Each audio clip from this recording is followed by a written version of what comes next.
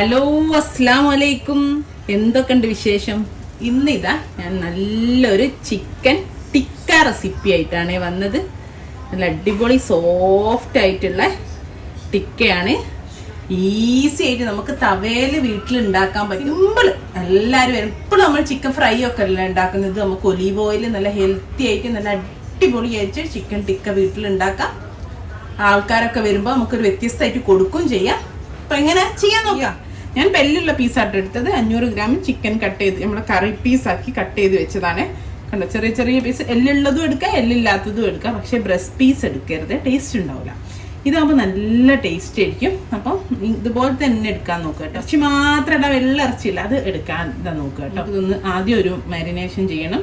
Just ഒരു ഉപ്പിട്ട് കൊടുക്കുക. 1/2 ടീസ്പൂണ് ഉപ്പിട്ട് കൊടുത്തുകൊണ്ട് ഇതിലേക്ക് 1 ടീസ്പൂണ് നിറയെ ഇഞ്ചി വെളുത്തുള്ളി പേസ്റ്റ്. 500 ഗ്രാം അല്ലേ ഉള്ളൂ, 1 ടീസ്പൂണ് മതിയേ.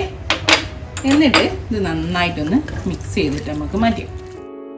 ചിക്കനിലേക്ക് രണ്ടാമതൊരു മസാലയും കൂടി വേണം. അപ്പോൾ അതിന് വേണ്ടിയിട്ട് ഞാനിതാ ഒരു ബൗൾ എടുത്തിട്ടുണ്ട്. നമ്മുടെ ടിക്ക മസാല ഉണ്ടാക്കുകയാണ്. 500 ഗ്രാം ചിക്കൻ ആണല്ലോ, അതിലേക്ക് 1 ടേബിൾ സ്പൂണ് കാശ്മീരി മുളക് പൊടി, 1/4 ടീസ്പൂണ് മഞ്ഞൾപ്പൊടി, 1/2 ടീസ്പൂണ് ജീരകപ്പൊടി, 1/4 ടീസ്പൂണ് നമ്മളെ കടുകില്ലേ, അതായത് മസ്റ്റാർഡ് പൗഡർ. കടുക് ഞാനൊന്ന് വറുത്ത് പൊടിച്ചതാണ്. അതേപോലെ ഇതാ ഒരു 1/4 ടീസ്പൂണ് കുരുമുളക് പൊടിയുണ്ട്. പിന്നെ ഇതാ ഒരു 1/2 ടീസ്പൂണ് കസൂരി മെത്തി, നമ്മളെ ഉലുവയുടെ ഇല ഉണക്കി പൊടിച്ചത്. പിന്നെ ഒരു നുള്ള് കളർ. ഇതിപ്പോൾ വീഡിയോ ആയതുകൊണ്ടാണ് എടുക്കുന്നത്. ഇപ്പം കാശ്മീരി മുളകിൻ്റെ കളർ തന്നെ മതിയെങ്കിൽ അത് മാത്രം മതി കേട്ടോ. ചിക്കൻ എന്ന് പറയുമ്പം തന്നെ നല്ലൊരു കളറല്ലേ ഉണ്ടാവുക. അപ്പം അതിൻ്റെ ആ കളറ് നല്ലൊരു കളറ് വീഡിയോയും കൂടി ആവുന്നതുകൊണ്ട് ഒരു കളറൊക്കെ വേണമല്ലോ. അതിന് വേണ്ടി മാത്രം ഒരു നുള്ള് ഫുഡ് കളറും ചേർത്തി കൊടുത്തിട്ടുണ്ട്. ഇനി ഇതിലേക്ക് 2 ടേബിൾ സ്പൂണ് ഒലീവ് ഓയിലാണ് ഞാൻ ഒഴിച്ചത്. നിങ്ങൾക്ക് സൺഫ്ലവർ ഓയിലായാലും കുഴപ്പമില്ല. നമുക്ക് ഇതൊന്ന് മിക്സ് ചെയ്യാം. കാരണം ഉപ്പ് നമ്മൾ ഓൾറെഡി ചിക്കനിൽ പുരട്ടിയുണ്ടല്ലോ. അപ്പോൾ പിന്നെ ഇതിലിനി ഉപ്പിടേണ്ട ആവശ്യമില്ല. ഇനി ഇതിലേക്ക് ഇതാ ഒരു മുറി ചെറുനാരങ്ങ നീര്. ഇതൊന്ന് നമുക്കൊന്നുകൂടെ നന്നായിട്ടൊന്ന് മിക്സ് ചെയ്യാം. 1.5 ടേബിൾ സ്പൂണ് തൈരാണ്. 1.5 ടേബിൾ സ്പൂണ് തൈരും ചേർത്തിട്ട് നമുക്ക് നന്നായിട്ട് ഇത് യോജിപ്പിക്കാം.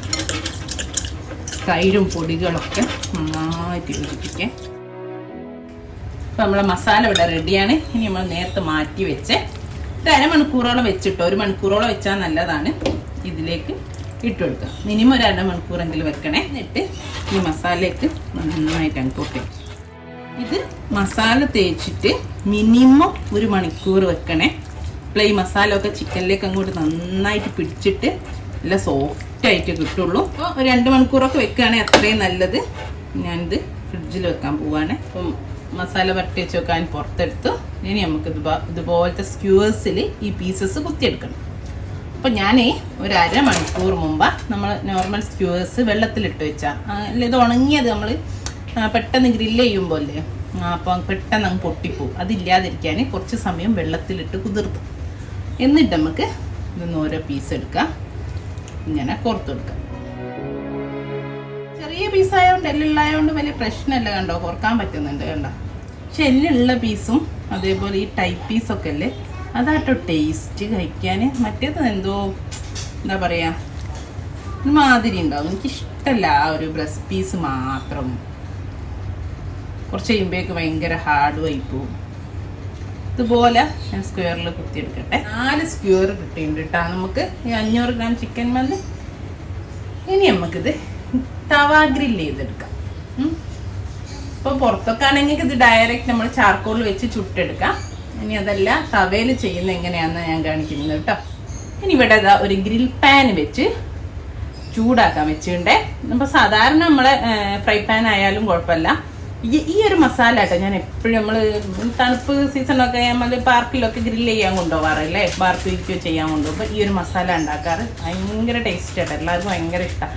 കാരണം നമ്മൾ ഉച്ചക്കൊക്കെ പോവുകയാണെങ്കിൽ രാവിലെ അങ്ങ് മസാല പുരട്ടി ഫ്രിഡ്ജിൽ വെച്ചാൽ നല്ല അടിപൊളിയായിരിക്കും, പെട്ടെന്നാവും ചെയ്യും. അപ്പോൾ ഈ നമ്മളെ പാൻ ഒന്ന് ചൂടായി വരട്ടെ. പാനിൽ ചെറുതായിട്ടൊന്ന് ഇടുമ്പോൾ തന്നെ പിടിച്ചു പോകാതിരിക്കാൻ വേണ്ടിയിട്ട് ഞാൻ ജസ്റ്റ് ഒരു ഇത്തിരി ഓയിൽ ഒന്നൊന്ന് ബ്രഷ് ചെയ്ത് കൊടുത്തിട്ടുണ്ട്. ജസ്റ്റ് എല്ലാ ഭാഗത്തും ഒരു തുള്ളി, ഒരു 1/4 ടീസ്പൂണോ അല്ല 1/2 ടീസ്പൂണോ ഓയിൽ വെച്ചിട്ട് എല്ലാ ഭാഗത്തും ഒന്ന് വൈപ്പ് ചെയ്ത് കൊടുത്താണേ.